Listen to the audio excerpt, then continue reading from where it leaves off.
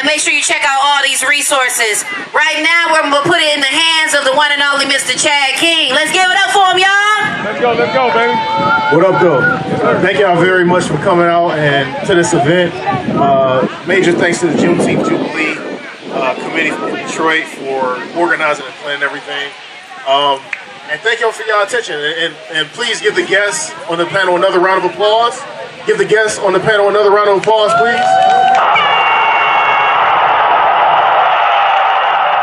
All right, so we just heard earlier today about literacy. We've heard about financial freedom. We've heard about health and wellness. All of these things have a common through line, and that common through line is policy, because policy will often dictate what someone's health care plan may be, or what's available to them, or the funding for health care. Policy will often dictate the status of our school systems and the funding that our school systems have in order to engage our students and make sure that they are literate in this school system. Policy will dictate how much money you make per hour. Policy will dictate how much it costs to go to college. And so this particular panel is named Voting Vigilantes for a reason. It's important, it's critical. Quite frankly, we need to look at our vote as currency. We have to look at our vote as currency. I'm gonna say it one more time, look at our vote as currency. Because politics is what? An exchange. You do the things I need you to do for me and my community, I'll vote for you, right? That's how we should be treating our votes. We shouldn't give it away like charity. And so I'm honored to be on this panel with everybody up here. And we're gonna go ahead and get into the conversation. I want everyone to introduce themselves really quickly. Just a quick two-line statement about who you are. I'm Ashanti Kafi. I'm a citizen here in Detroit, active member of the Black Slate Detroit Historical Organization. Happy to be here with you. Thank you for the invite. Hi, I'm sorry, my voice is kind of gone. So I'm going to try to use my deep voice because it kind of worked better. But my name is Maya Jones. As Judge I said, I was the youngest person to run for mayor here in Detroit. Also founder and executive director of Duga Detroit. She said she was an Alpha Alpha Delta Detroit alumni from EE. And what else? That's it for now? Yeah. Oh, hello. Hey everybody, I'm Nicholas Barnes. I'm a political strategist down here in the Detroit area. For the last few years, I've been working to help people like us get elected to office. As well, I do coaching in the side, so I'm pretty active in the community, helping people with cognitive impairments have access to safe and competitive sporting environments. I'm Michael Imhotep, founder of the African History Network, host of the African History Network show. I'm a historian, radio show host, national political commentator. Many people see me every Friday on Roland Martin Unfiltered. I'm a researcher, lecturer, writer as well. So we deal with a lot of these topics at the African History Network and focus on history, economics, law, and politics. All right, thank y'all very much. So we're gonna get right into it.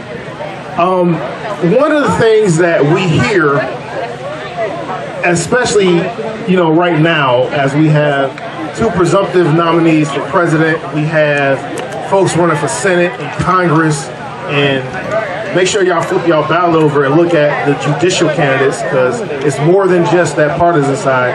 It's judicial candidates and ballot proposals as well. But one of the common refrains that we hear all the time is that this is the most important election of our lifetime. This week I've heard that 4 times already, right? And that's not to say that it's unimportant, but 4 years ago was also the most important election of our lifetime. And then 4 years before that, 8 years ago was the most important.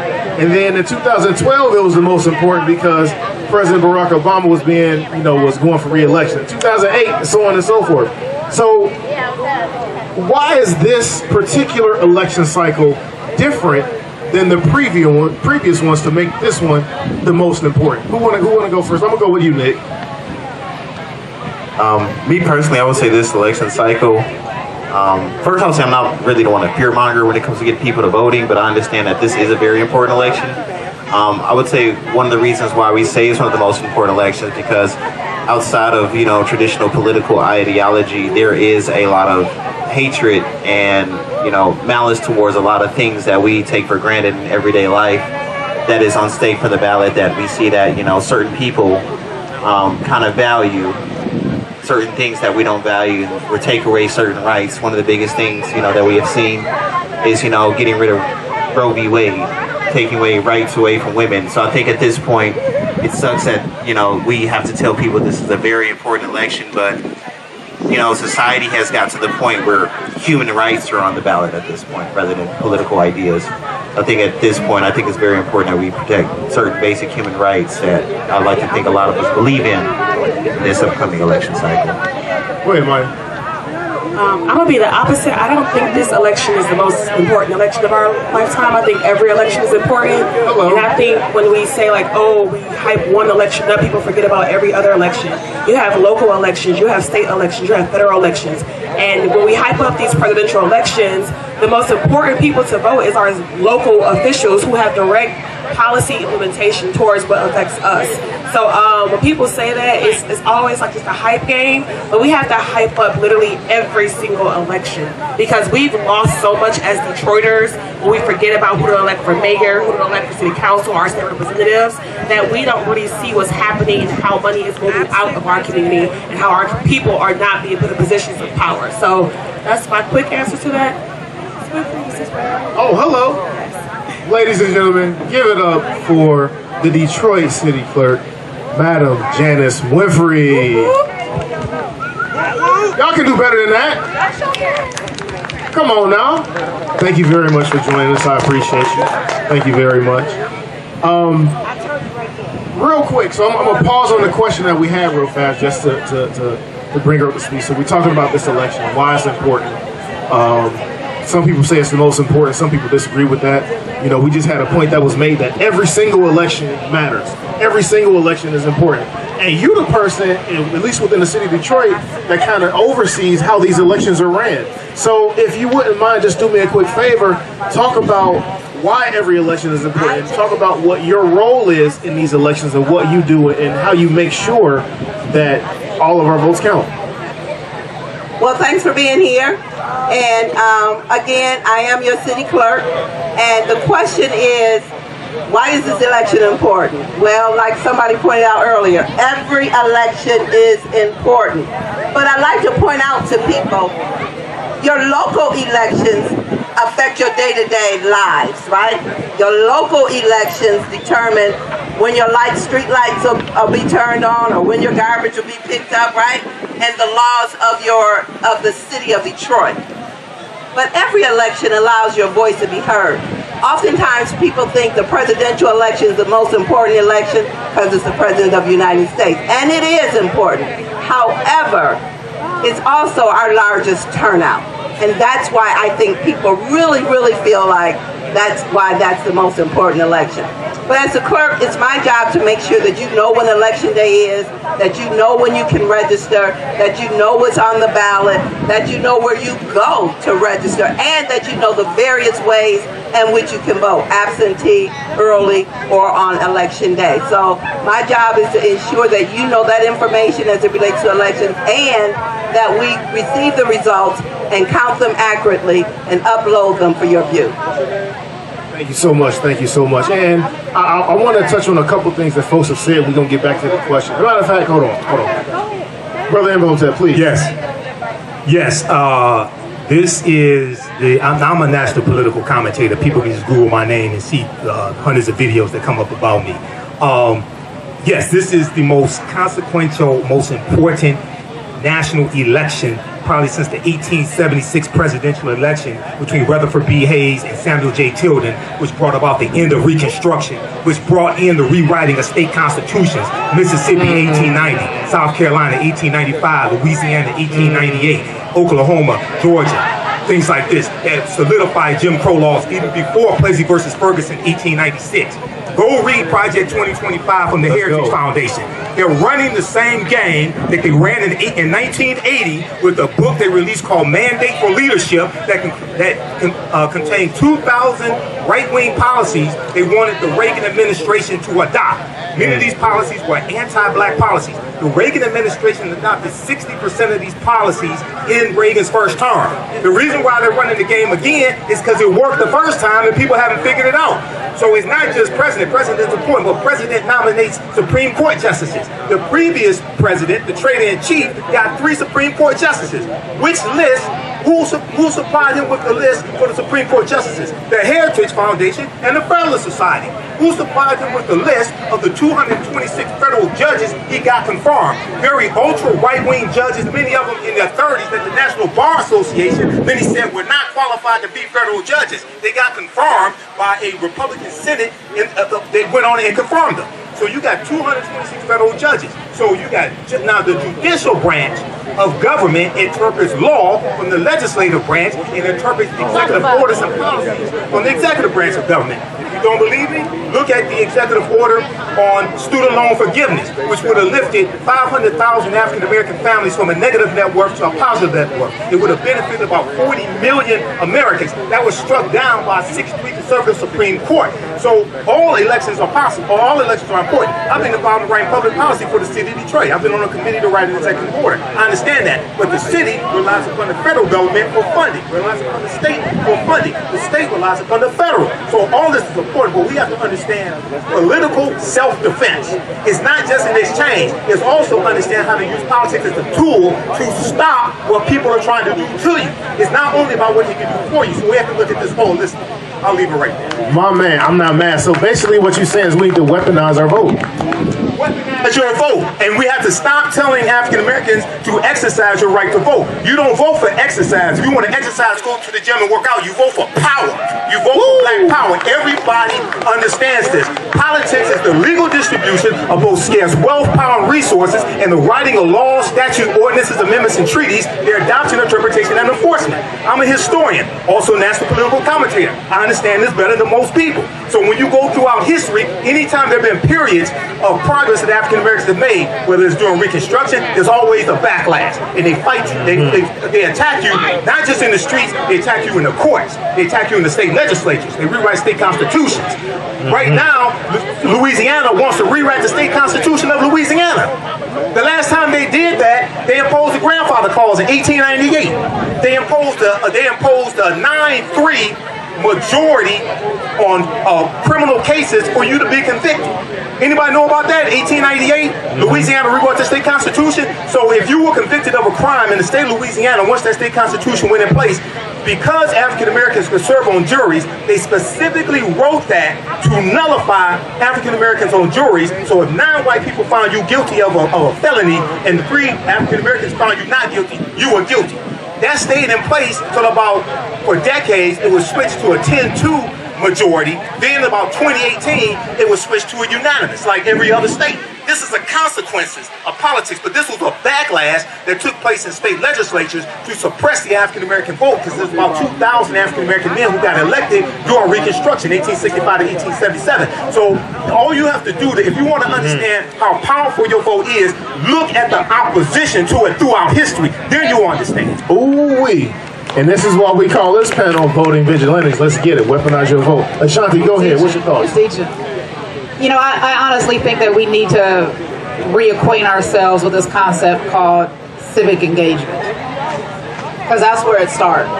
You know, we always talk about black people don't do this, black people don't do that. But if we took every booth out here and made it into a political organization, and then all those organizations came together for the betterment of the group and not our individual interests, that's what political power is. That's what Michael Imhotep is talking about. We have not just a duty to exercise, but we have an obligation, because this is the game and this is how it's played. So we can sit back and we can complain and we can talk about what's happening and what's not happening, or we can do what we need to do and get in the game and make shit happen. That's the bottom line. So, I mean, I think we have to take it back that far. We have to get engaged. And engaged can mean a bunch of different things, right? So Nick, you help people get elected, right? Talk about that a little bit and why having elected officials that have not only, share our features and what we look like, but also share our values as a people. Why does that matter? I think it matters because, like you said, the biggest thing for me is representation. If you have representation, you have somebody that understands you and where you come from, and your plight and how you live. So having that in the political system not only allows you, that I feel, live the life that you want to live, but have somebody that fights for the things that you want to have. So the biggest thing for me, I would say, is, having that representation in this political system is the biggest thing, because that's where it fundamentally lies overall. Because if you look at people that's not like us, they have a lot of representation in the political system. And people know very wide variety of different ways, different viewpoints that they all come together to share at the end of the day. I think for us, having that representation is key, and just supporting people from your neighborhood or even from your city or township or your county is very important, because you want somebody that's from your neighborhood and somebody that looks like you and understands you and your community to represent you, because they'll implement good policies and advocate for things that you need, whether they're coming in and whether trying to assimilate to the neighborhood that they have and change it, or overall just trying to change it overall to get it the way they want to see. So I think that representation and supporting candidates, getting out and donating, volunteering, knocking doors, doing phone banks, I think is very key, because, the political system reflects the way you interact with it. If you don't interact with the political system, it won't reflect the way it looks like for you. So if you interact a little more and you push people, you will start seeing that representation in the political system. So Maya, what are your thoughts on that? Because you ran for the highest office in the city of Detroit, right? And you represent a demographic that is often underrepresented, that is often underserved, that is often not really considered politically for most of the time. What are your thoughts on making sure that the elected officials come from where we come from and have those shared experiences? I think it's important, but I also think it's important that we understand what politics is for and what elected officials are for and what they do. So just because you brought this up, the quick story of where I ran for mayor when I was still in college at Michigan State was because I was an intern at the Congressional Black Caucus Foundation. I was already really involved in student government at Michigan State. So I was president of BSA, on homecoming corps, president of MPHC, and we were able to really push policy on a student level, and I didn't really comprehend what I was doing because I was just doing it because I was just very involved in school. So one of my mentors was like, you should get intern with the CBCF because you're very good at this. And I was like, well, I'm not a politician. I don't want to do this. Like, this is not what I do. Like, politicians are liars. That's what I believe as a 18, 19-year-old. So when I ended up going to Congress and I interned with Congresswoman Brenda Lawrence, I was like, oh my God. These senators do the same thing we do in school, but on a bigger level, and they're way less effective. I was like, oh my God, we need like way more young people doing stuff, because young people are actually active and we push things through. And if you look at history and everything, a lot of the movements, it was young people who are active in pushing through policies and being disruptive. And this panel is for Vigilantes, right? So I did it as an act of, we need to step up and then also inspire the next generation, because succession plan in our community is really poor, in my opinion. We're not training the next leaders. We're not teaching our kids how to get themselves involved in politics. We're not teaching them how policy really affects the money that comes into our pockets, our homes, all of this. So for me, it was, how can I inspire and go back home to be able to push my friends and push my family members to be active, and then also put our issues on the table. Y'all know me, I had a big mouth when I was young. Miss Janice know, I was in her office all the time, like just running my mouth about how we need things and how we need to push things. And guess what? When I was talking about my issues, other candidates started talking about my issues too. That was my whole goal, is how can we talk about house gentrification? How can we talk about how our kids or our families can afford to buy homes and stay in our homes, right? So how do we push these issues to the front of the table? And that's what it was all about in the beginning.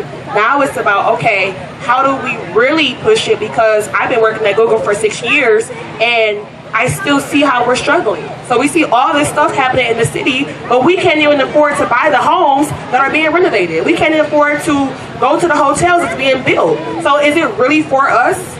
Are we really pushing our people forward to be able to afford this stuff or not? And I'm blessed to, again, work at Google and not have no kids, and I can do so. And even me buying my house, and I'm gonna tell you, it was $250,000. They're like, who is this 28-year-old girl? Meech, this is my realtor, Meech.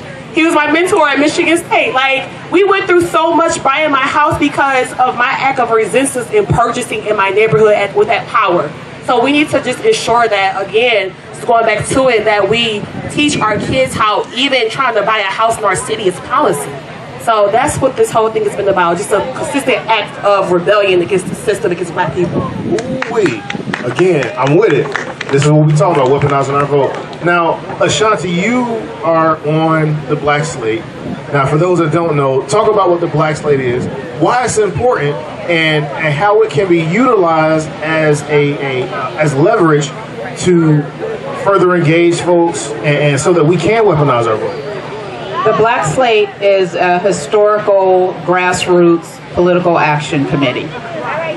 And what we do is we attempt to endorse the best candidate for the job. And so what does that mean? So I talked about engagement earlier.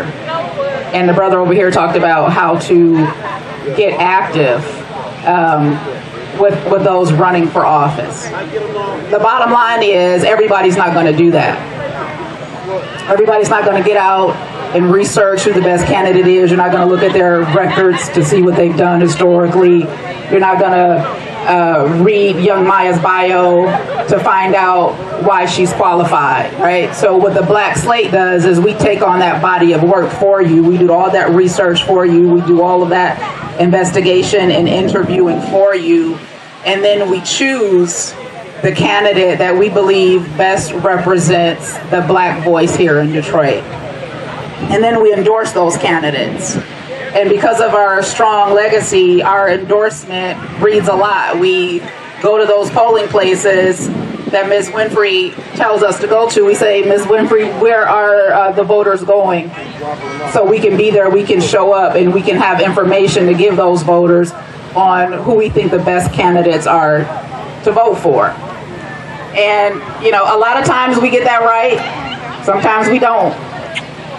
But we do our best to be your representative in that research process and choosing the best candidate. We've been doing that since the 1970s. The Black Slate was formed by Albert B. Clegg, who also is the founder of the Shrine of the Black Madonna, about a mile west of here over on Linwood. And you know, we're not just resting on our laurels on that history. We are still active in the community today.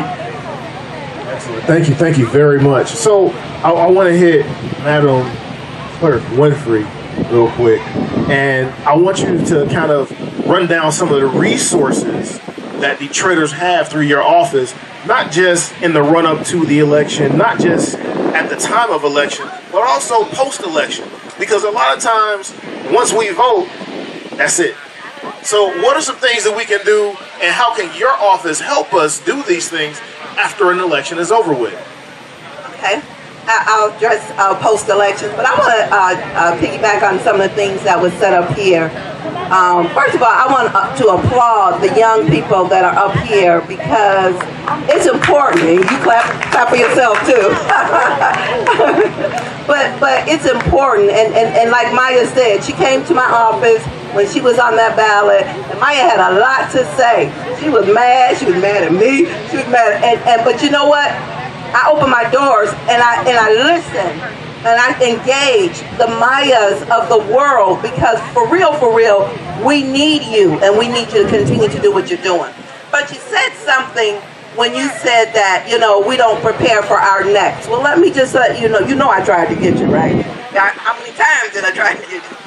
But what we do at the Department of Elections, and what I do in particular, is that I've identified about 25 young people of my staff, and we call them the young up and coming. And the oldest is probably about 35 years old. They're in leadership positions, and they're our next. We have already identified who will probably be the next clerk, my deputy clerk, if he runs, who will probably be the next department director of elections, Chris Maduka, who's 30 years old, who's right now my chief of staff. But we not only teach them how to supervise and how to work with other people, but we also teach them how to buy homes and how to rent, because many of our young people are just coming from their parents' home. So some of us do prepare for our next, because I'm not going to be doing this too much longer. I'm sitting there telling you now. I'm going to run again.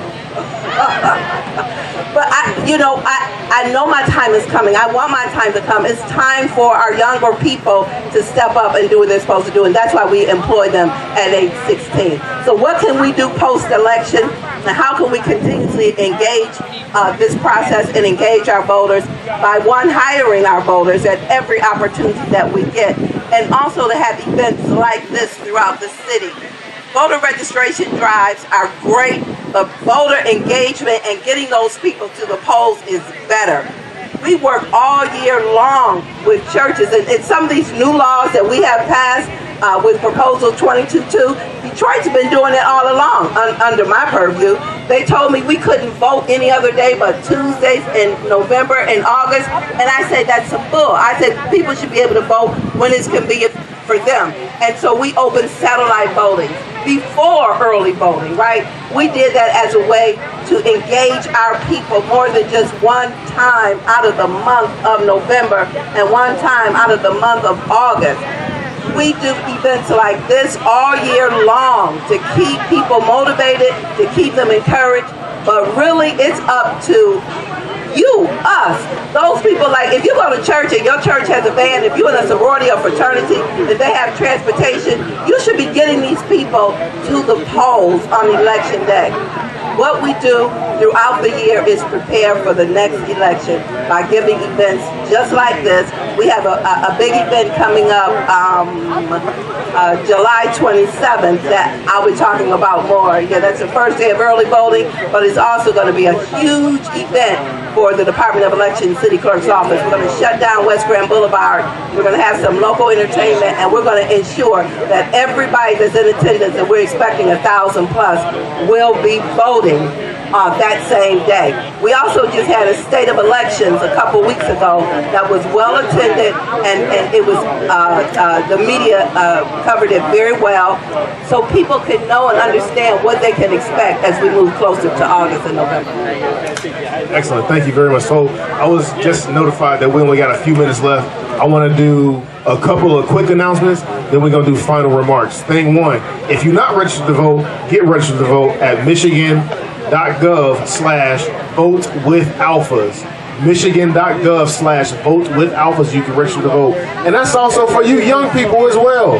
If you're 16 years old, you can pre-register to vote, meaning you can complete that form, and guess what? By the time you turn 18, you will be able to vote if it's election time. So again, Michigan.gov/vote-with-alphas. All right? Saturday. And we often complain and talk about our voices not being heard. This is an opportunity for you to hear from the candidate.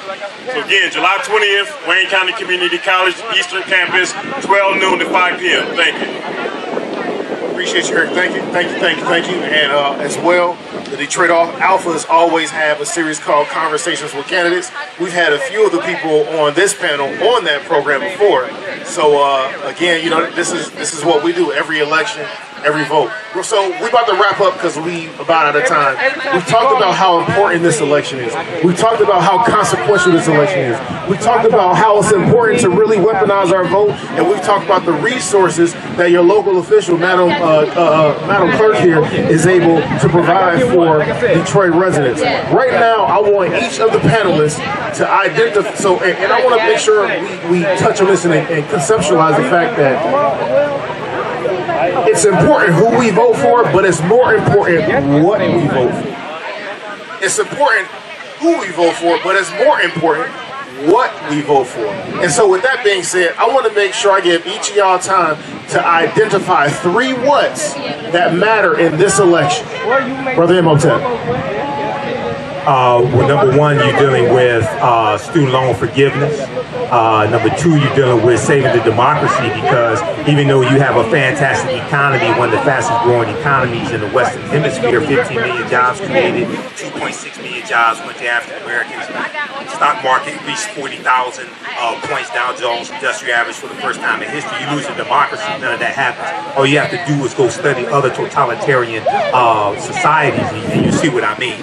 And then next, I would say also the attack on diversity, equity, and inclusion. Because because we saw the Supreme Court strike down affirmative action when it comes to college admissions because of conservative activist Ed Bloom and his lawsuit. Now Ed Bloom is going after the Fearless Fund, which you have African-American women providing small venture capitalist loans and small grants for women of color. They're going after that also. That was just blocked in a federal appeals court, okay? And those were federal judges. Two of those federal judges were appointed by the guy who incited the insurrection January 6, 2021, okay? So we have to understand how all of this is connected, and I would encourage people to go to whitehouse.gov and just search for how these policies have helped black people.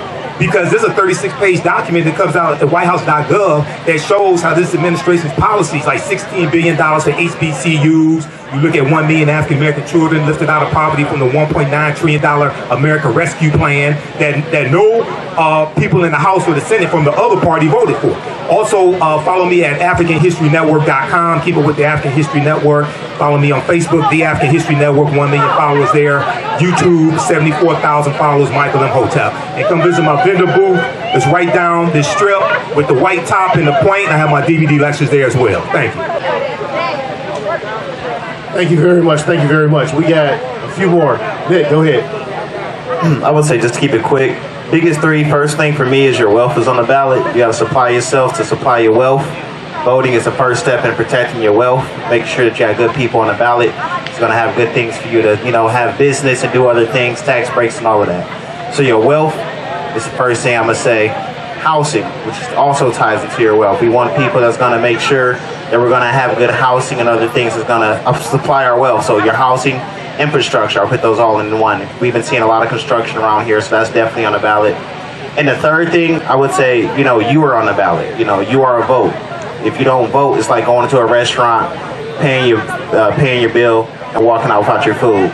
So I would say you're on the ballot. If you're a tax-paying citizen, you might as well get out there and vote, because at that point, you're just throwing your money away as far as I'm concerned. Thank you very much, Nick. Mike, what you got? I had to take notes on this. So I know you said like 3 things to vote for, but one thing we gonna all say is economics, period. So when it all comes down to it, it's about money a lot of the times. Money solves healthcare issues, buying homes, being able to afford things, basic needs, even beyond your basic needs. So just ensuring that we as black folks continue just to think about wealth building. Like we have to build wealth to sustain wealth in our community and in our family. I want to shift a little bit. We need to do more collectivism. You talked about it here. Like, we need to learn how to work together as a community. And that's something that we really lack a lot of the times, because if we let small issues dictate how we communicate with each other. One thing that I love to tell people is no permanent friends, no permanent enemies, only permanent interests. Ooh. We need to just really stick to our interests and our values. Because if we don't do that, we're going to just spend so much time losing time, because we just simply can't get over the fact that I don't have to like you, but we can work together. We can figure out how to press our community forward, because we're not going to like every single person we run into. Sometimes I don't like my brother, but we still have to figure out how we're going to build our family together, right? So we're all affected by it. So learn how we can work together. Then my last thing was mindset shift. Like, black folks, we need to shift our mindsets, because there are times because I'm in law school too, so I've been studying the Constitution again. I study African American studies at Michigan State. I do a lot of research and history studying too, and I just feel like sometimes we still get stuck in the slavery mindset, and some of us are not out of that mindset of we can't and we won't, because we will and we can. So when we shift that perspective of that we can and we will, I think we can start pushing for way more than what we are as a collective group. So those are my 3 things. I know it ain't issues, but it's just what I believe. We're gonna invite Maya to the shrine. Let's come on to the shrine. Sister Ashanti, go ahead, you got it. What's your 3 whats that we should be paying attention to as we hit the ballot box? I think our health is on the line.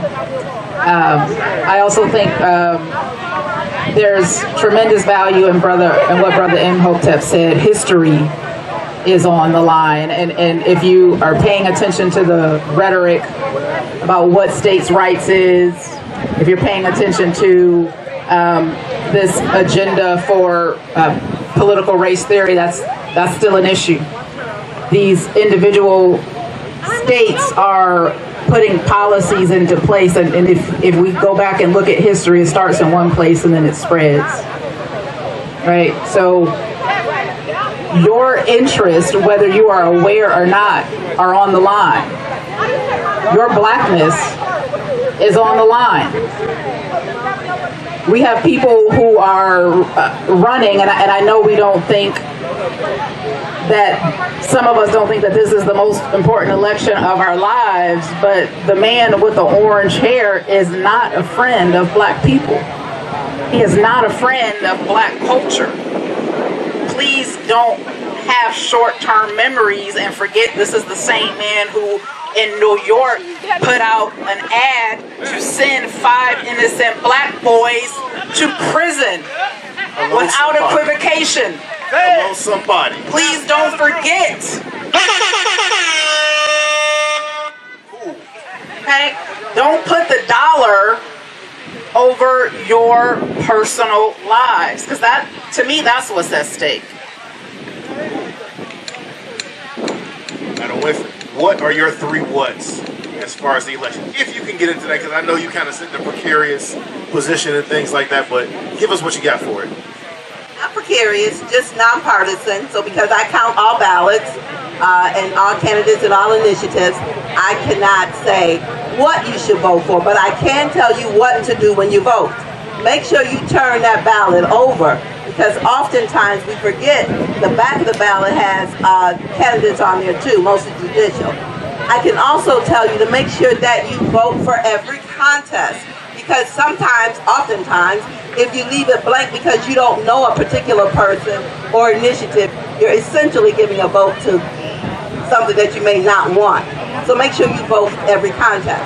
And then finally, make sure you know the ballot. We send you a sample ballot, but there are nonpartisan groups that go over each initiative, that interviews every candidate, and they don't tell you who to vote for, but they tell you what they stand for. You can go to the Women League of Voters website. They do an excellent job. Sisters Detroit, they do an excellent job. The 100 Black Men, they do an excellent job. Nonpartisan, but they will digest all those initiatives and candidates for you.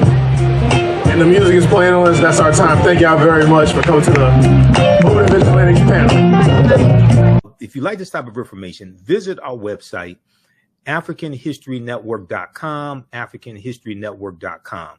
You can register for this full online course, and it's 10 multi-week sessions, okay? And we have a few more sessions left. Now, we do the sessions live. All the sessions are archived and recorded. So our next sessions are today, June 1st. We're going to start up in a few minutes as soon as I finish this broadcast. So you can join us at our online school. This is taught at our online school, the African History Network online school, June 8th and June 22nd, 2024. All right. And here's the flyer as well. The classes are on sale, $60, regularly $130. We do the sessions live. All the sessions are archived and recorded. As soon as you register for this course, you can go back to class number 1. You can watch all the class sessions. They're archived. I do a PowerPoint presentation. We have book references, articles, video clips. I show you excerpts of interviews I've done with many of our scholars as well, like Professor James Small and Tony Browder and Runoko Rashidi, etc. You can look at our class lesson plan here as well.